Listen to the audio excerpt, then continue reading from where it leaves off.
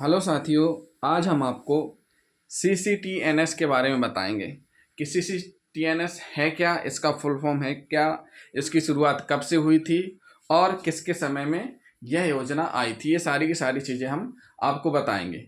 तो साथियों, जिन साथियों ने हमारा चैनल अभी तक सब्सक्राइब नहीं किया है तो सबसे पहले हमारे चैनल को सब्सक्राइब कर लें और हमारे वीडियो को लास्ट तक ज़रूर देखें। तो साथियों, हम सबसे पहले जान लेते हैं CCTNS। CCTNS का मतलब है crime and criminal tracking network and system. मतलब एक ऐसी योजना भारत सरकार के द्वारा लाई गई थी कि दिल्ली में अगर कोई घटना घटित हुई हो, कोई गुमशुदा हुआ हो और वह रहने वाला राजस्थान का है, जैसे दिल्ली में किसी व्यक्ति की गुमशुदगी दर्ज हुई और राजस्थान में मिले, तो उसका मिलान हो सके ऑनलाइन बैठे बैठे। तो एक ऐसी तकनीकी जिसको भारत सरकार के द्वारा 4/1/2013 को संचालित किया गया था संपूर्ण भारत में। संपूर्ण भारत के सभी पुलिस स्टेशनों पर लागू की गई थी यह योजना।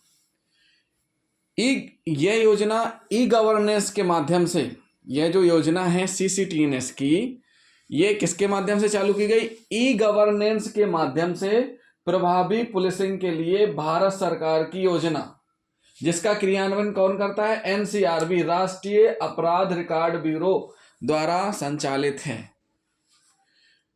ये जो योजना है भारत के सभी राज्यों और केंद्र शासित प्रदेशों के सभी थाना क्षेत्रों में, सभी थानों में लागू है, जिसके तहत कार्रवाइयां होती हैं। इसमें जो एप्लीकेशन सॉफ्टवेयर है वो है CAS, कोर एप्लीकेशन सॉफ्टवेयर। ये कहां पर है? बेंगलोर स्थित IT फर्म विप्रो द्वारा विकसित है। ये जो CCTNS जो वर्किंग है, ये जो की जा रही है, ये कौन से सॉफ्टवेयर के द्वारा की जा रही है?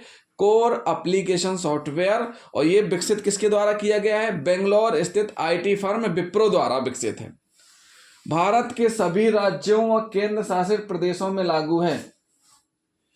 पुलिस रिकॉर्ड को डिजिटल करने के लिए पुलिस कर्मियों को प्रशिक्षण व नागरिकों को सेवाएं प्रदान करने के लिए नागरिक पोर्टल की स्थापना भी की गई है। साथियों, CCTNS का जब प्रारंभ हुआ था तो विप्रो कंपनी के द्वारा, IT विप्रो फर्म के द्वारा सभी थाना क्षेत्रों में जा करके प्रशिक्षण संचालित किए गए थे उनकी तरफ से। तो जो भी हर थाने से एक एक दो लोगों को प्रशिक्षण दिया गया, फिर धीरे धीरे सभी को प्रशिक्षण दिया जाने लगा।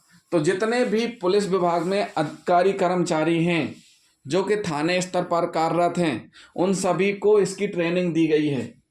चाहे वो सिपाही हो, चाहे हवलदार हो, चाहे ASI, SI, हेड कांस्टेबल हो या TI हो, कोई भी हो इस तरह का अधिकारी हो, सभी को इन CCTNS की ट्रेनिंग दी गई हुई है। सभी को CCTNS के बारे में जानकारी ट्रेनिंग के तौर पर भी दी जाती है और बाद में ट्रेंड भी किया गया है, जिससे कि वे सभी कार्य कर सकें CCTNS के तहत।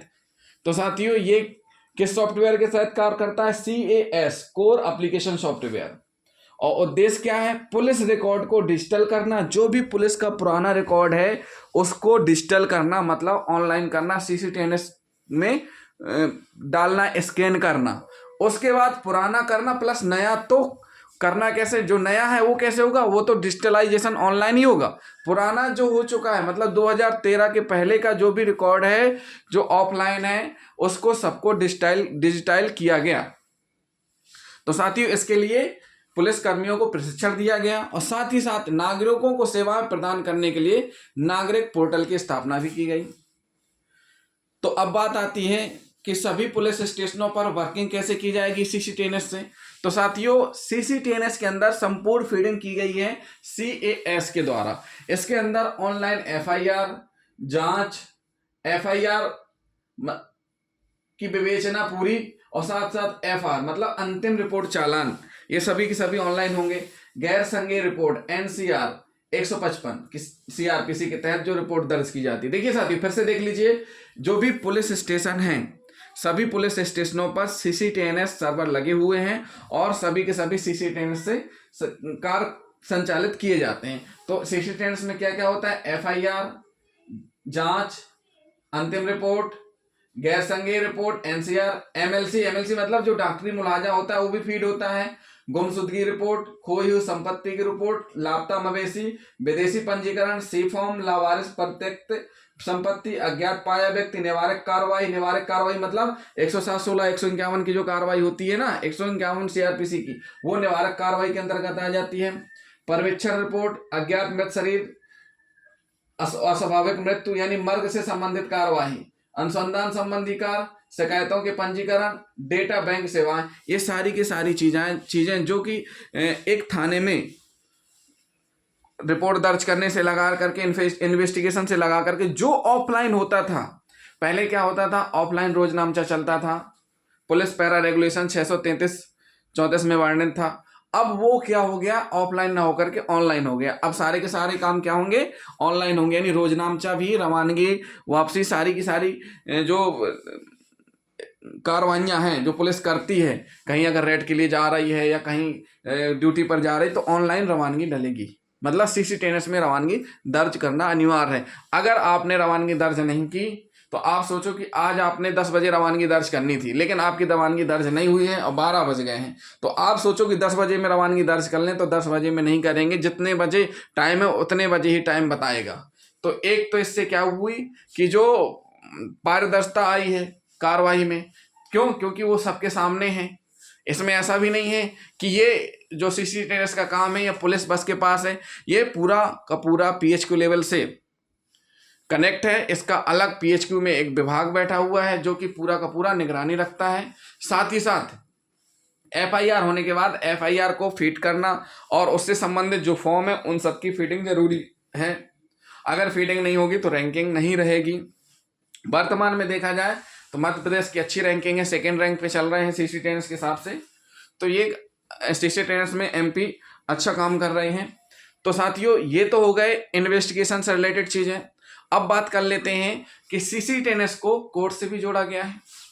कोर्ट से कैसे जोड़ा गया है कि MP CCTNS और E-कोर्ट इंटीग्रेशन के माध्यम से न्यायालय को FIR, चालान, संपूर्ण केस डायरी का डेटा प्रदान किया जा रहा है। मतलब न्यायालय में जो कंप्यूटर है, न्यायालय में जो कंप्यूटर रखे हुए हैं, उनमें जज साहब पूरी की पूरी वर्किंग देख सकते हैं, चालान पूरा देख सकते हैं, FIR और संपूर्ण केस डायरी, जो भी पर्चे डलते हैं, जो भी पर्चे लिखे जाते हैं, वो सभी के सभी वहाँ न्यायालय में होते हैं। चालान कटा कि नहीं कटा, ये सारी की सारी चीज़ें। अगर किसी प्रकार की तकनीकी समस्या आ रही है चालानी कार्रवाई करने में या किसी प्रकार की दिक्कत हो रही है उस टाइम में, ये जो E-गवर्नेंस है या ये जो वर्किंग नहीं कर रहा है सर्वर, तो उस कंडीशन में आपको E-कोर्ट सिस्टम एडमिन से लिखित अनुमति पर चालान माननीय न्यायालय में स्वीकृत होगा। मतलब जो E-कोर्ट सिस्टम है उनके जो एडमिन है उनसे आपको लिखित में परमिशन लेनी पड़ेगी ऑफलाइन चालान काटने की, वरना ऑनलाइन ही कटेगा। साथियों, अब हम बात कर लेते हैं, अभी हमने बात की पुलिस से रिलेटेड कार्रवाइयाँ जो कि ऑफलाइन होती थी, वो सारी की सारी अब ऑनलाइन CCTNS में हो रही हैं। अब बात कर लेते हैं पुलिस नागरिक सेवाएं कौन कौन सी हैं जो CCTNS से हो रही। नागरिक सेवाएं, चरित्र प्रमाण पत्र, खोई संपत्ति पंजीयन, शिकायत पंजीकरण, किराएदार सूचना, नागरिक प्रतिक्रिया, घरेलू असंगठित व्यवसायिक सहायक पंजीयन। MP पुलिस द्वारा एक ऐप तैयार किया गया है, MP E-कॉप ऐप भी उपलब्ध है, आप डाउनलोड कर सकते हैं जाकर के। MP E-कॉप ऐप है जिसमें सारी जानकारियां हैं आपकी। तो दोस्तों, ये हो गई वर्किंग। अब हम जो सबसे मेन चीजें हम बात कर लेते हैं चालान के बारे में। चालान कैसे तैयार होता है? देखिए, चालान में सबसे पहला फॉर्म क्या रहता है? FIR का रहता है, उसको बोलते हैं IIF फर्स्ट। उसके बाद फिर क्या होता है? नक्शा मौका। नक्शा मौका तैयार किया जाता है। फिर गिरफ्तारी, अगर किसी व्यक्ति के द्वारा ऐसा अपराध किया गया है जो अजमानती है और 7 वर्ष से अधिक का अपराध है और जिसमें गिरफ्तार किया गया है तो गिरफ्तारी, वरना नोटिस है तो नोटिस का शो करेंगे कि 41 का नोटिस जो दिया गया उससे संबंधित। जब्ती, अगर अपराध में कोई जब्ती है तो जब्ती पत्रक। उसके बाद फिर चालान कटेगा। मतलब FIR दर्ज होने के बाद ये सभी के सभी नक्शा मौका, गिरफ्तारी, जब्ती फॉर्म भरना अनिवार्य है। अगर नक्शा मौका, गिरफ्तारी, जब्ती फॉर्म नहीं भरे जाएंगे तो नक्शा मौका अगर CCTNS में फीड नहीं है, गिरफ्तारी फीड नहीं है, तो चालान में आरोपी का नाम नहीं आएगा। ऐसा नहीं है कि CCTNS से चालान प्रिंट किया जाएगा तो चालान नहीं निकलेगा। चालान प्रिंट होगा लेकिन उसमें आरोपी का नाम नहीं शो होगा, गिरफ्तारी नील रहेगी और जब्ती भी शो नहीं होगा। और जैसी चालान निकलता है प्रिंट आउट, आप देख सकते हैं कि उसमें अगर ये सारी चीजें फीड ऑनलाइन नहीं की गई हैं तो क्या नहीं होगा, आरोपी का नाम और जब्ती नहीं दिखेगी। लेकिन अगर सारी चीजें फीड की गई हैं तो चालान का ऑप्शन आएगा, चालान प्रिंट करेंगे तो सारी की सारी चीजें डिटेल आएंगी चालान में। उसके बाद फिर फॉर्म नंबर 6 है जो निपटान, मतलब जो चालान न्यायालय भेजा गया है उसका क्या हुआ निराकरण, उसके बारे में रहता है। अपील, सजा होने पर अपील का 7 फॉर्म है। तो साथियों ये हो गई एक मोटी तौर पर जानकारी सीसी टेनेस की। एक बार हम आपको और समझा देते हैं। देखिए क्या होता है कि पुलिस की जो वर्किंग थी वो पहले ऑफलाइन थी, रोजनामचा भी हाथ का लिखा हुआ, FIR भी हाथ के लिखे हुए, सारी चीजें थी। लेकिन जब से सीसी टेनेस आ गया है तब से सारी की सारी वर्किंग ऑनलाइन होने लगी है, यानी CAS core application software, core application software के माध्यम से ऑनलाइन होने लगी हैं।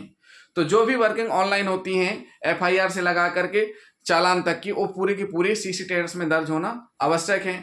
तो अगर चालान जो भी न्यायालय में पेश किया जा रहा है, अगर न्यायालय में चालान ऑफलाइन पेश किया जा रहा है या उस टाइम में सीसी टेनेस काम नहीं कर रहा था, किसी तकनीकी समस्या आ रही थी, तो उस समय परमिशन लेना जरूरी है। लेकिन साथियों जो चालान न्यायालय में पेश किया जा रहा है उसमें आप चेक कर सकते हैं अपने चालान को, या आप देख सकते हैं कि अगर चालान ऑनलाइन है तो वो शो करेगा कि ये सारी चीज़ें नक्शा का गिरफ्तारी जब्ती फीड हैं, भरी हुई हैं।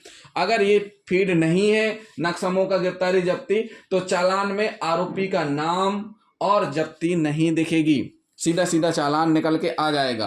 तो साथियों ये हुआ सीसी टेनेस से संबंधित चालान तक की प्रोसीडिंग।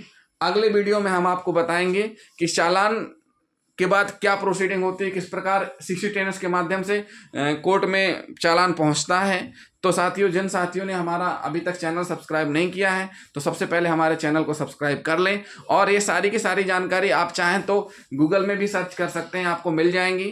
तो साथियों हमारे चैनल को सब्सक्राइब करना ना भूलें। थैंक यू दोस्तों।